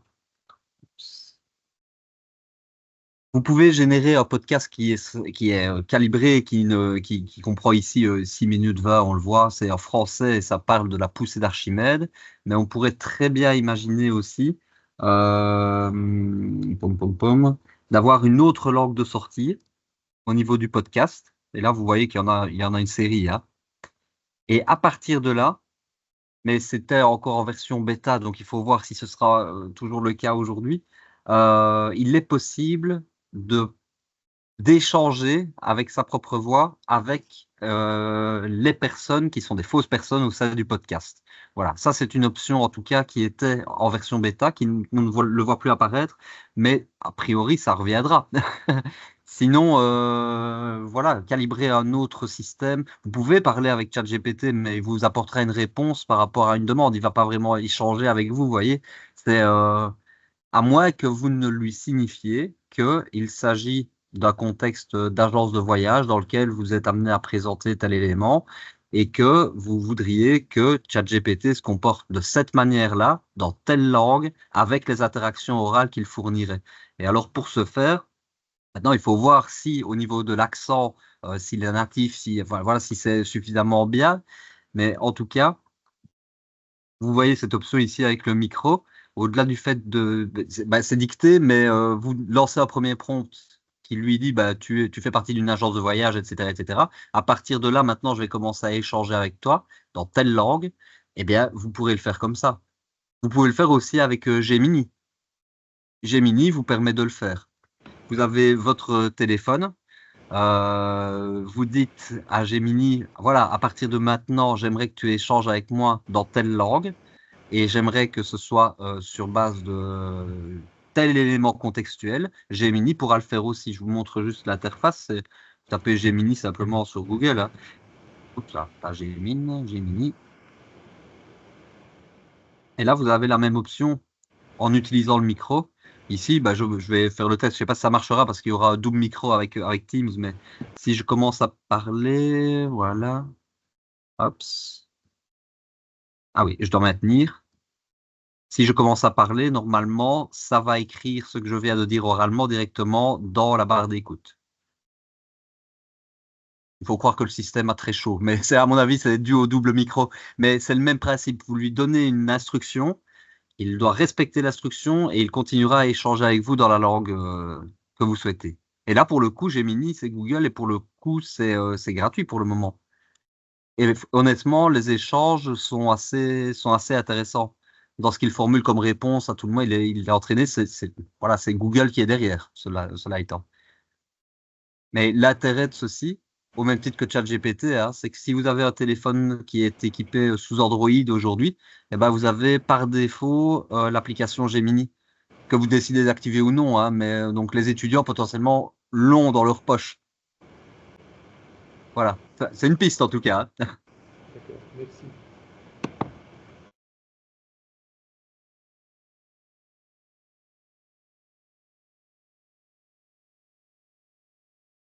Juste avant de céder la parole à Madame Delfort, j'avais vu que Brigitte avait levé la main. Si tu veux prendre la parole.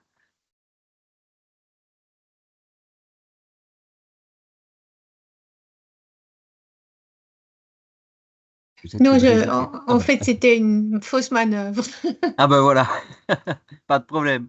Alors Madame Delfort, je vous en prie. Mais merci pour toutes ces présentations, c'est super intéressant et j'apprends beaucoup de choses. Par rapport à l'accès partagé dont parlait Monsieur Eric, parce que nous, au travail, on utilise ça donc en accès partagé pour plusieurs personnes. Et donc, j'en reviens à cette idée un peu de confidentialité. Ça veut dire que dans les chats, sur la gauche, quand on vient supprimer le chat, est-ce que un collègue peut encore avoir accès à ce chat? Est-ce qu'il est supprimé définitivement, même in extenso pour cette communauté ChatGPT dont je parlais tout à l'heure? Une fois que c'est supprimé, c'est définitivement supprimé, plus personne ne peut y avoir accès, même ChatGPT lui-même.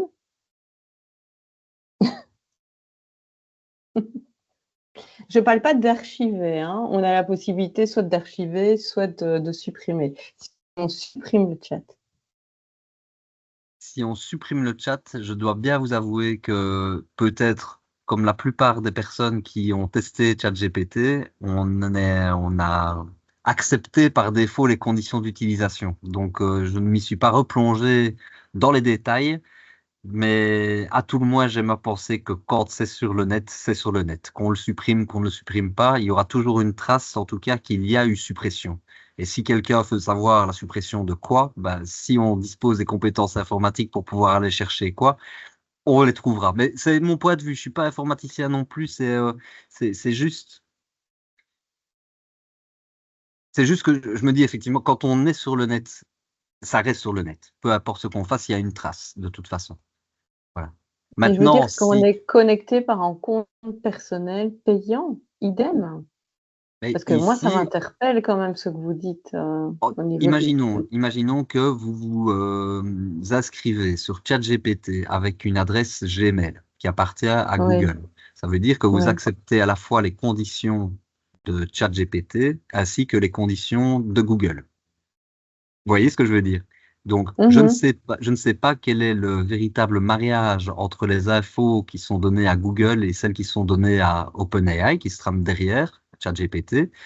Et donc ça, c'est un peu complexe. Je veux dire, moi, je suis pas mis dans la confidence de savoir ce qui se trame au niveau de ces grosses structures.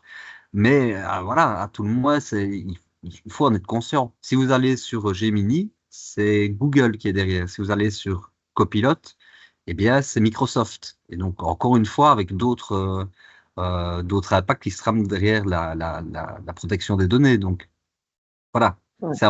C'est la black box, hein, comme on dit derrière ça. Vous mettrez à disposition vos précédentes présentations parce que je n'ai pas pu y assister. Et je pense que vous parliez de ces clauses de confidentialité justement dans les précédentes présentations. Oui, pas spécialement dans tous les détails, hein, parce que je ne me sens pas suffisamment expert par rapport à par rapport à ces questions-là. Vraiment, ce serait intéressant d'être entouré par un juriste qui pourrait répondre à ce genre de questions. Mais j'en connais pas personnellement comme ça qui pourrait nous apporter une réponse. Mais je vais investiguer. Et voilà, si vous recevez un mail de ma part dans les X mois qui arrivent avec un webinaire consacré à la question de, de l'intervention d'un juriste par rapport à ces questions-là, bah, vous en serez averti, sans problème. Merci. Donc voilà, je ne sais pas s'il y a une dernière intervention.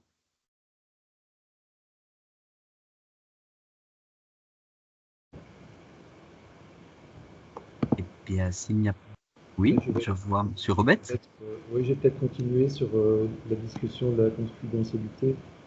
C'est un réel problème, effectivement. On a dû analyser une enquête avec des milliers de réponses. Et donc, l'outil, donc interpréter le texte, les commentaires et en faire une synthèse. L'outil d'intelligence artificielle nous a fait ça, c'était extraordinaire. Donc, c'eût été complètement impossible à réaliser par des moyens humains, tellement parce qu'il y avait une quantité phénoménale de réponses. Mais on s'est vraiment posé la question, même en décochant la case, je ne veux pas que ce soit réutilisé. Une fois que c'est envoyé, je suis assez d'accord avec vous, une fois que c'est envoyé, on ne sait pas trop ce qui se passe là-dedans. On avait anonymisé les réponses, mais quand même, c'est un peu limite. L'usage dans le milieu professionnel, en tout cas, et nous, on est concernés directement par cela, puisqu'on forme des bacheliers, notamment en droit. On a vraiment cette espèce de dualité entre, OK, on doit gagner, on doit leur montrer ces outils qui sont extrêmement puissants et performants, et en même temps, on n'est pas certain de ne pas être parfois à la limite de la légalité au niveau de l'utilisation des données privées.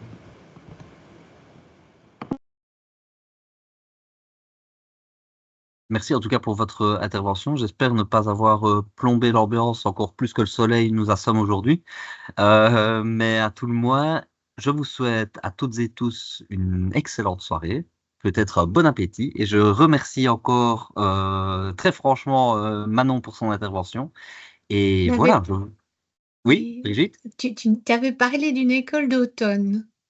Oui, mais je ne vais pas trop les spoiler parce que les Non, mais membres de l'Assemblée c'est- aujourd'hui vont recevoir un save the date. Et donc, ça ne saurait Ah, tarder.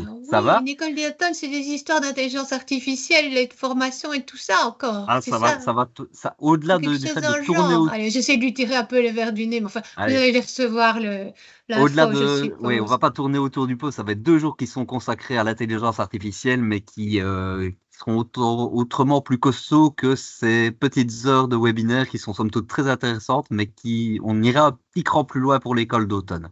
Donc, Oui, c'est comme les écoles d'été ou d'automne où il y a des travaux, enfin du pratique, quoi, c'est ça. c'est ça, La ouais, pratique, oui, oui, oui. Donc ouais. Donc, là, il faudra. des Allez, on fera conférences, attention des alors ateliers à pratiques, il y ce aura qu'on de quoi laisse faire. sur le web ou pas, hein, parce qu'on sait bien Voilà, que. tout à Ok, fait. ça va, merci, Lio. Merci à tout le monde en tout cas, et encore une bonne soirée, et voilà, à la prochaine.